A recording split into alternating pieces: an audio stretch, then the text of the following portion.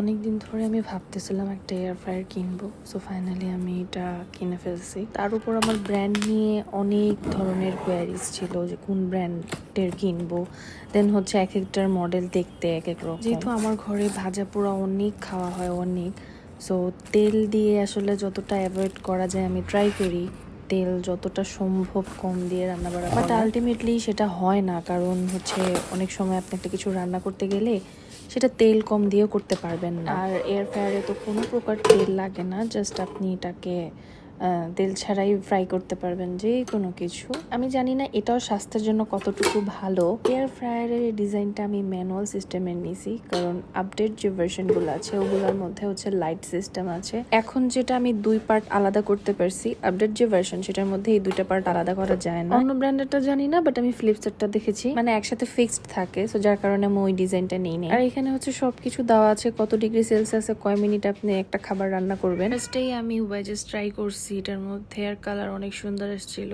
ফিলিপসের এই air ফ্রায়ারের price আমার থেকে নিয়েছিল 13,000 সামথিং প্লাস ভ্যাট। সো আজকের ভিডিও এতটুকুই, টাটা।